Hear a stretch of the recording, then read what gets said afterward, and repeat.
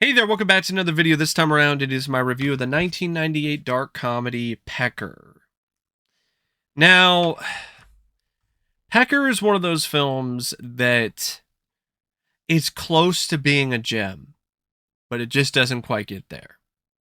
It's one of those movies where if the writing was better, if the comedy was sharper and wittier and funnier, if there were just certain elements of it that were better, then you have a film that is like one of the best indie comedies of the 90s. But instead, what you get is just something that's just kind of okay. And I definitely would say it's easily one of the more forgettable films in John Waters' filmography, despite a lot of the things that it has going for it. John Waters' direction is fine. It's not anything fantastic, though. John, I'm going to be honest. For me personally, he's never really been a director that has wowed me with his visual style and his knowledge or his ability to showcase camera techniques and different types of camera work. That's never really been something that I've personally seen to be John's forte. I would say the closest he's gotten is something like Hairspray. Uh, but or Serial Mom is similar as well. But a lot of his work is just very understated, very surprisingly tame visually compared to a lot of the content that he tends to focus on, which is more outrageous and filthy and surreal. But the camera work doesn't always necessarily reflect that. And Pecker is kind of one of those films where you got all these weird surreal elements, and the direction's just kind of generic. Like it's just average sitcom level cinematography and direction. At times, it really does make the movie look like it's a television show, as if this is like John Waters' cable TV series. Like it's Pecker the series, instead of a feature film. Because a lot of the framing, a lot of the shot selection, a lot of the way that things are lit, the way that things are shot. I'm not going to say that it looks shoddy, but it definitely looks uh, uh, not necessarily something that is that strong visually. It looks flat. It really does. It looks flat, almost like it's a television show on more than one occasion. And I think some of the intent it was to make it more of a fly in the wall kind of thing, make the visual style and flair of the movie tie in with the overall vibe of the town in Baltimore and its citizens and Pecker himself.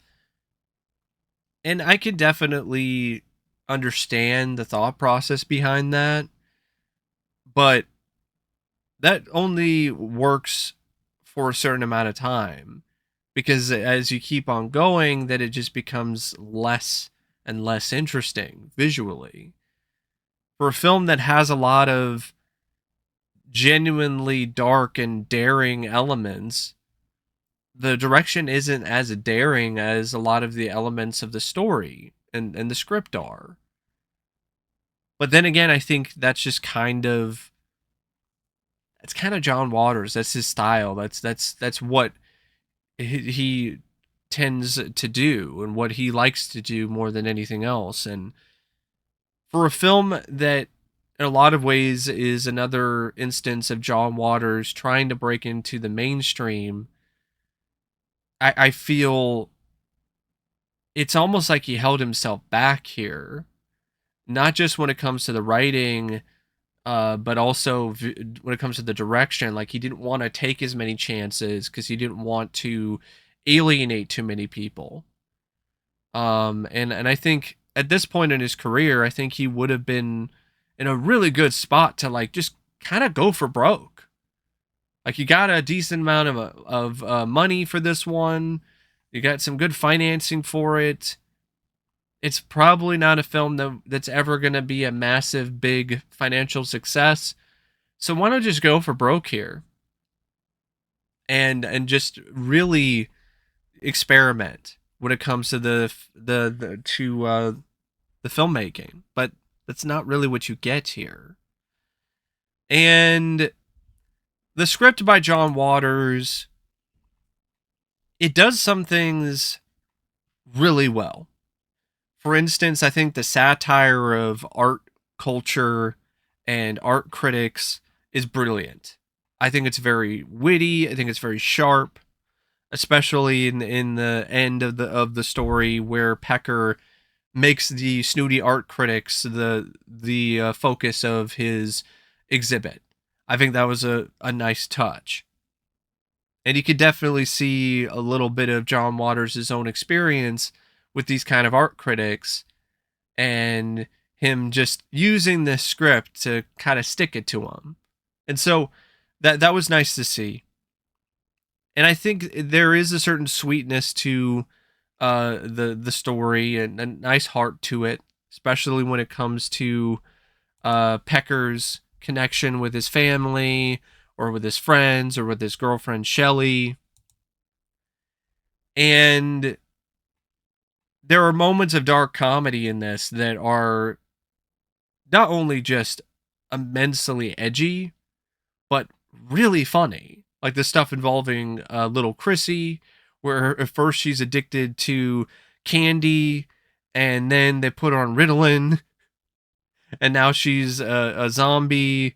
And then by the end of the movie, like she gets off the Ritalin, and now she's addicted to vegetables, and she's snorting peas like they're cocaine. Like that kind of comedy is pure John Waters. And to me, it's hilarious. Stuff like when Pecker he goes to try to reconcile with Shelley in a voting booth, and then they have this moment where they connect when it comes to art, and then they bang each other in the voting booth, much to the displeasure of the woman that's running the whole thing. Like that is filthy and just typical John Waters. The stuff at the various different like bars and clubs, like the gay bar and then the lesbian bar, and how all of that is handled when it comes to the script, and just how indecency is discussed in terms of when it's considered to be acceptable and when it's not.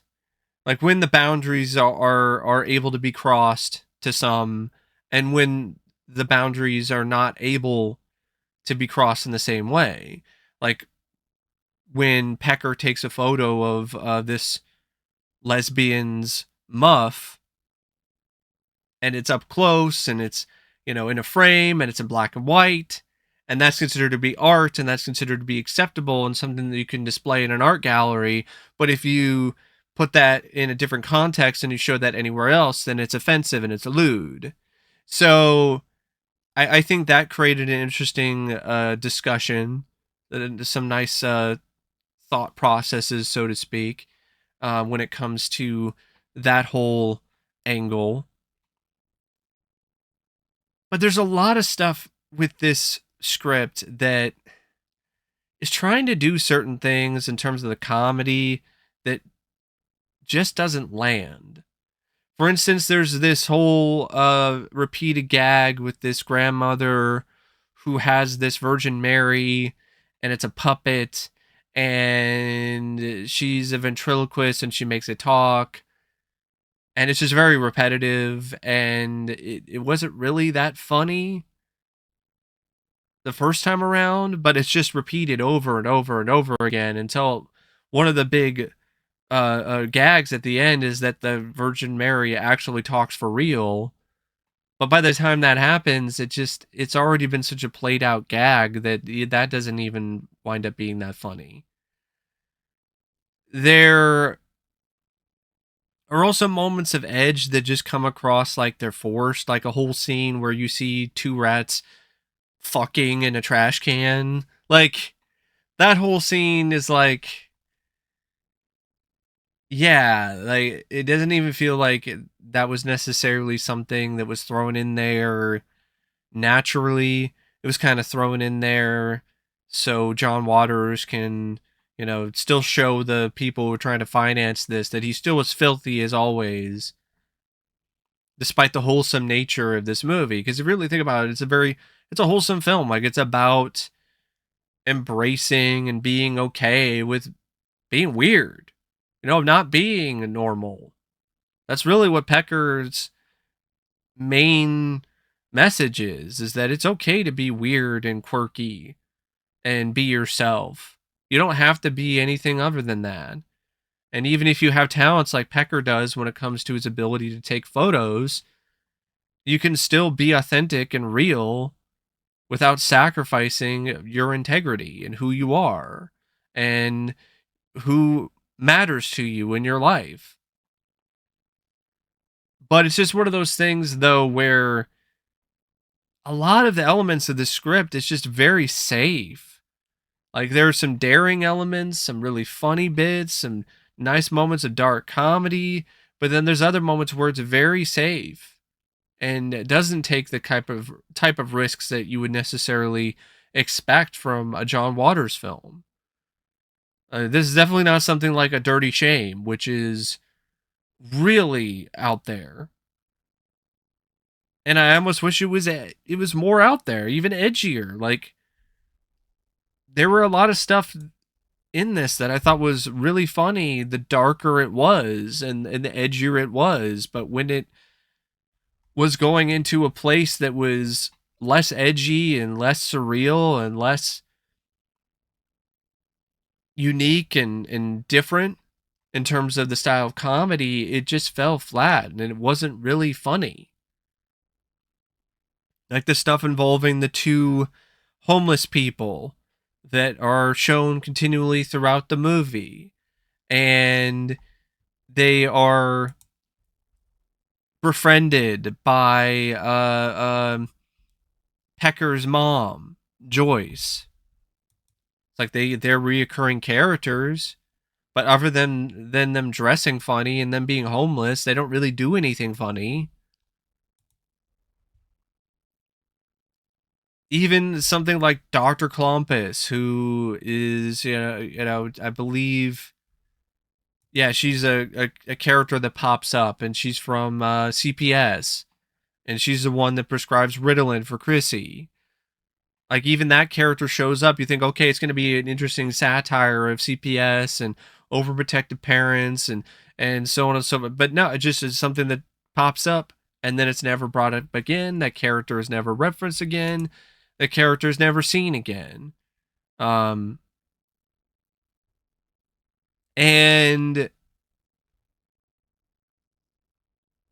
there are other moments, though, that I think are actually pretty funny. Like a lot of the stuff involving Tina, her character, and her job, and how proud she is of her job, and how devastated she is when she loses her job later on and in the film.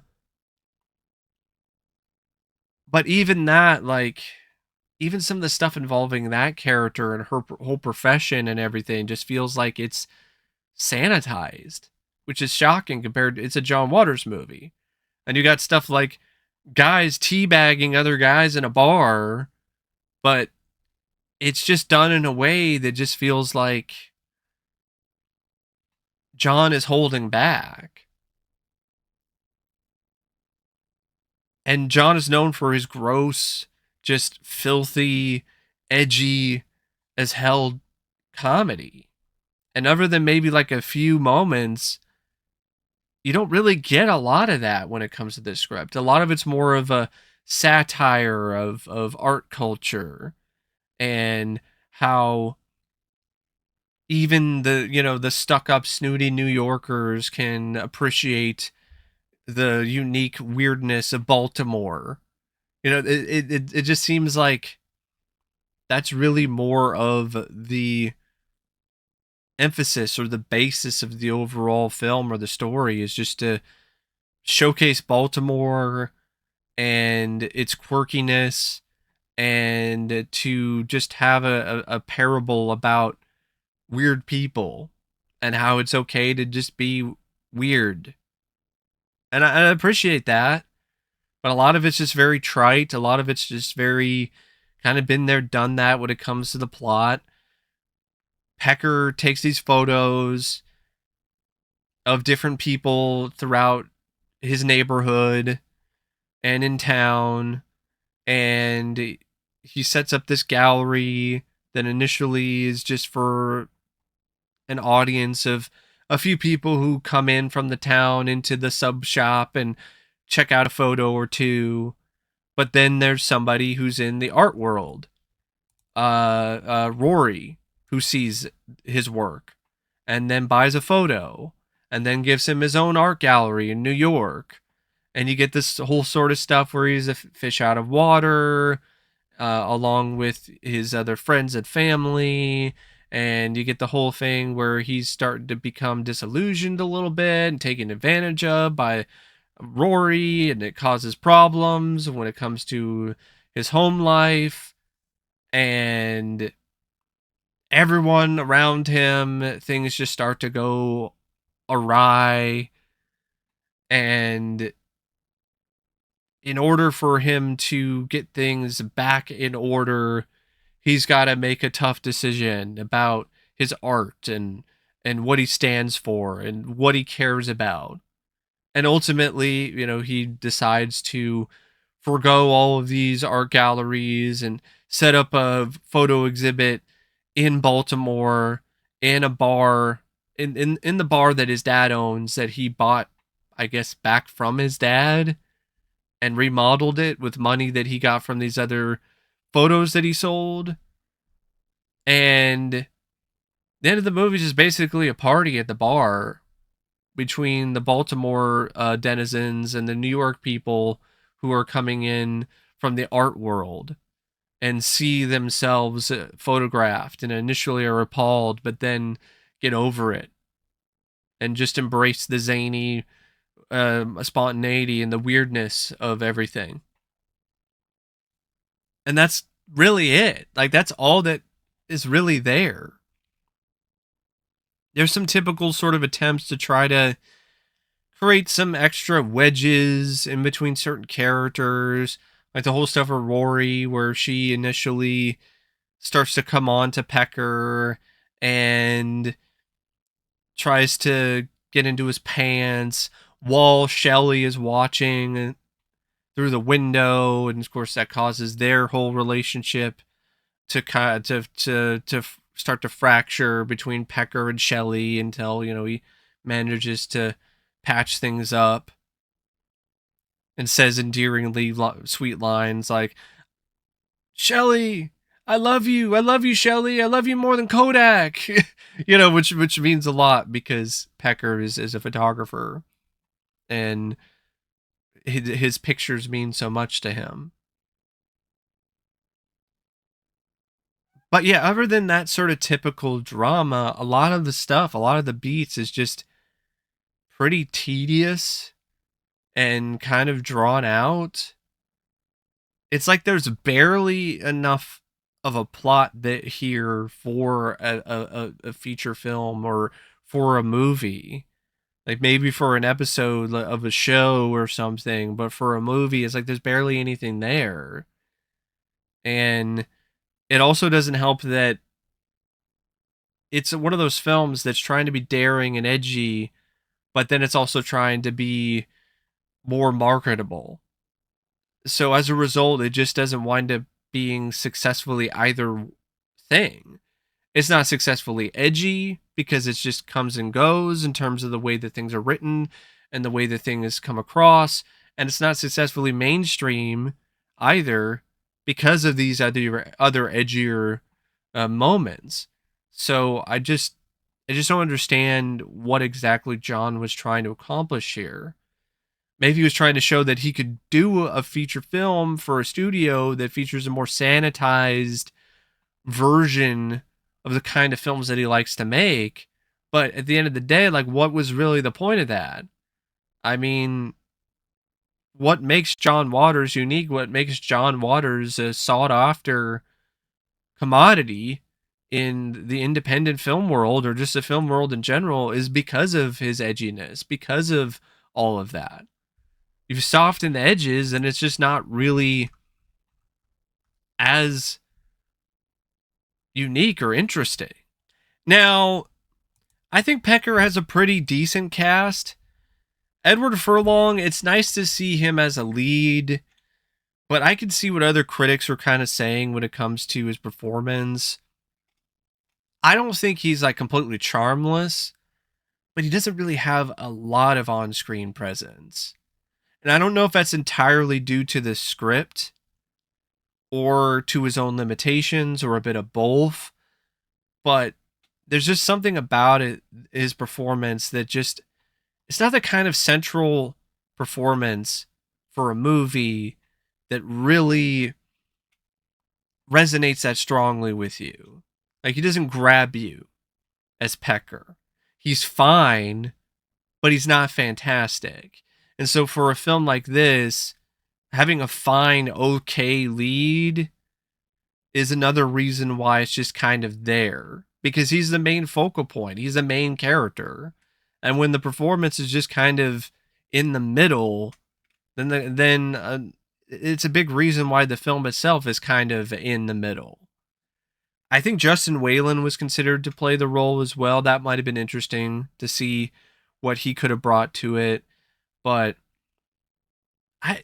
Furlong, it seems like he was cast, from what I read, because he was big in Japan.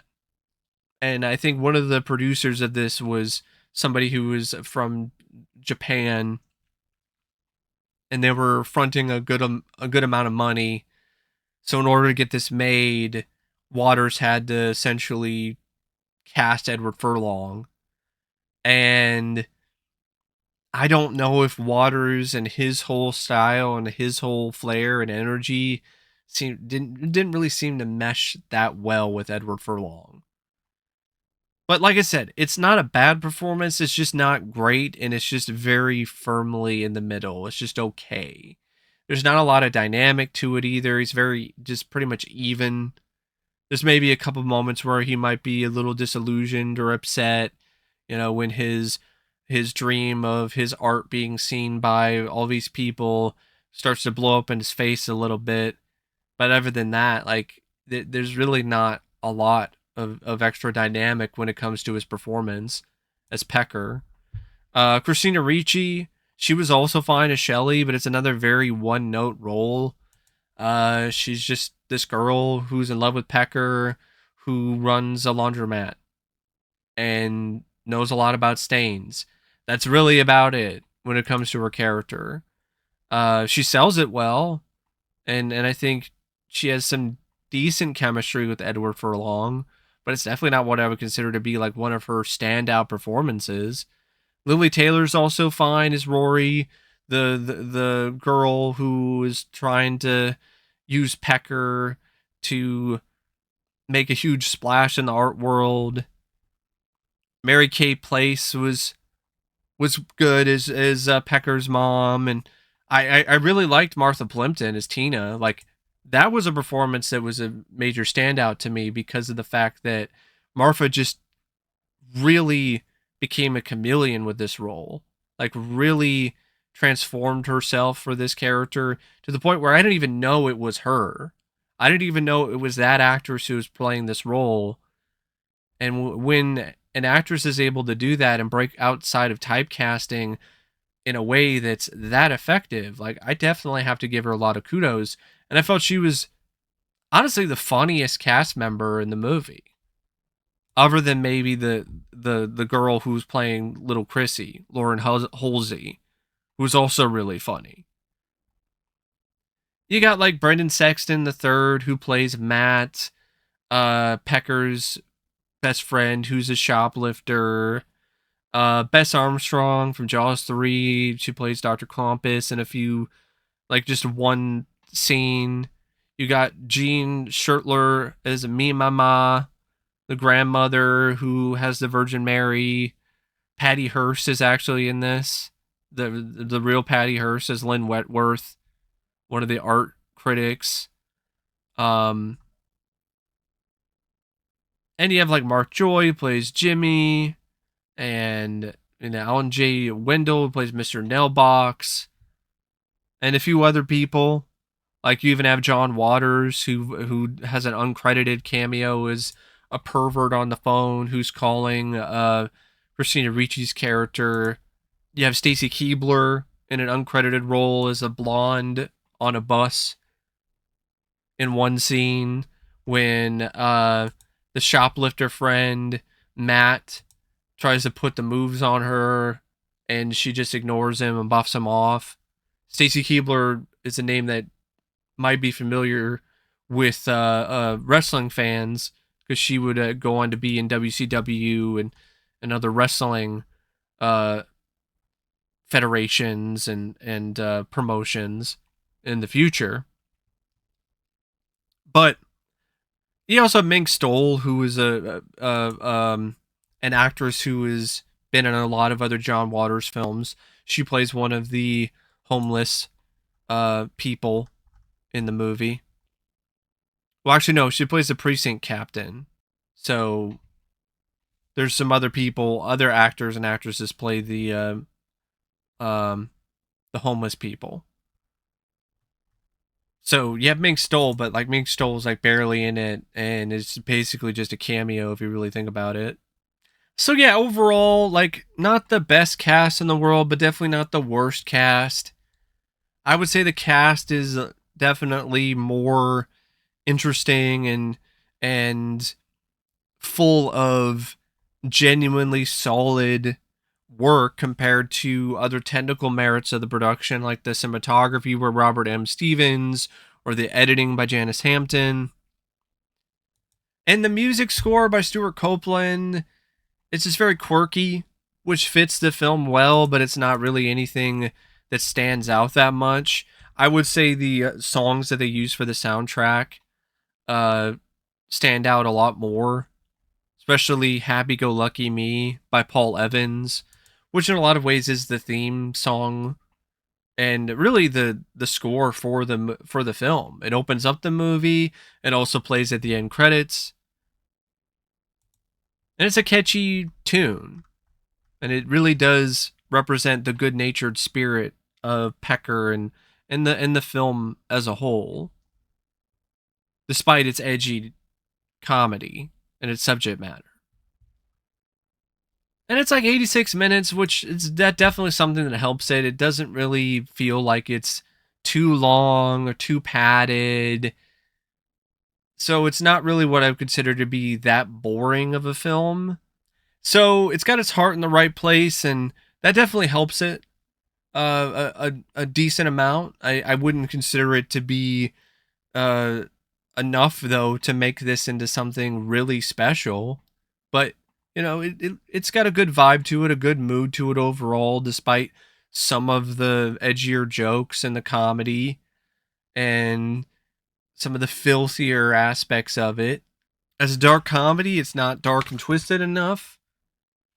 And as a mainstream slice of life kind of movie, it's just too generic to really stand out. So that's just my thoughts on Pecker.